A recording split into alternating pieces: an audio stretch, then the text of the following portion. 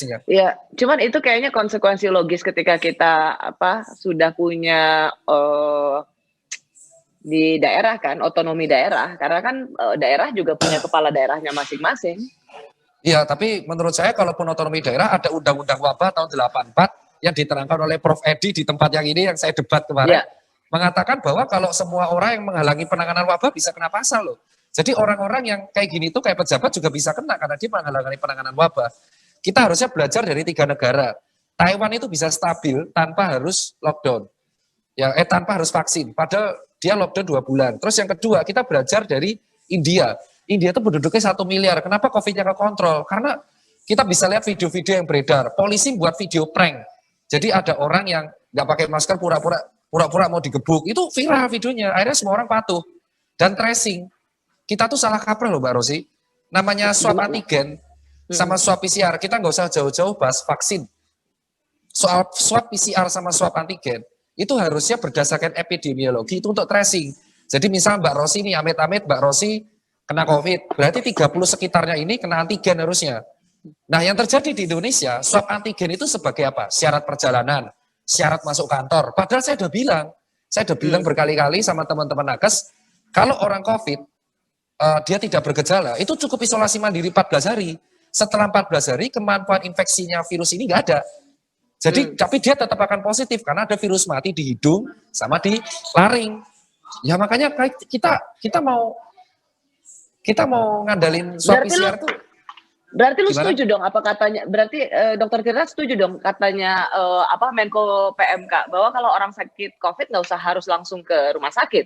Oh, salah. Menko PMK itu ngomongnya sebenarnya niatnya benar tapi cara ngomongnya salah. Ya wajar, dia bukan Menkes. Makanya saya bilang pejabat tuh harus nahan diri, tahu tupoksinya.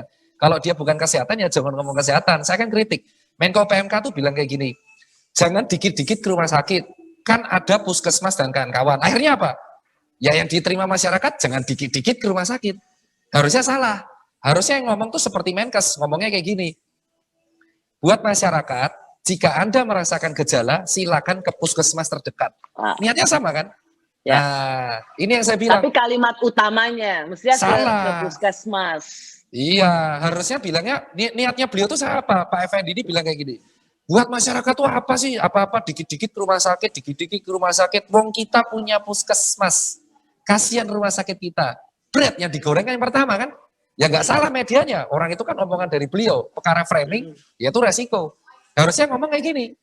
Buat masyarakat, kalau ada gejala, silakan ke puskesmas terdekat. Simple, padat, jelas. Nah, itulah yang... Karena secara substansi sesuai sama yang Dokter Tirta bilang, kalau ada positif COVID, dia sebenarnya isolasi mandiri 14 hari, dia tidak akan menjadi sumber penularan kan? Iya, kalau dia OTG atau gejala ringan. Nah, kalau gejala berat, ngikuti sistem rujukan. Puskesmas, nanti dapat rujukan ke RSUD, dapat rujukan rumah sakit, rujukan. Jadi bebannya itu stabil. Nah ini adalah pelajaran berharga buat Kementerian Kesehatan bahwa fasilitas kesehatan kita dari Sabang sampai Merauke itu belum sama rata.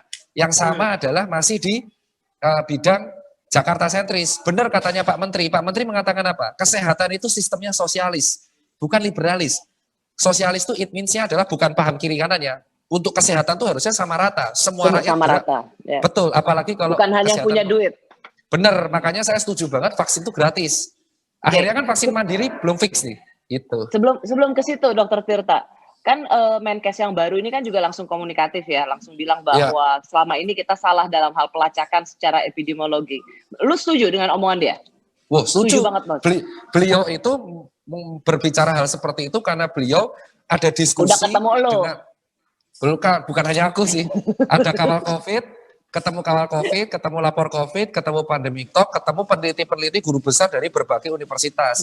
Dan mereka mengatakan, epidemiologi kita tuh agak salah tracingnya. Tracing itu melacak orang-orang di sekitar yang positif. Dan melacak orang-orang yang berpotensi kena, kayak di perkampungan. Lah, yang di Indonesia adalah, COVID itu menjadi sebuah syarat transportasi dan masuk kantor. Ini udah salah besar.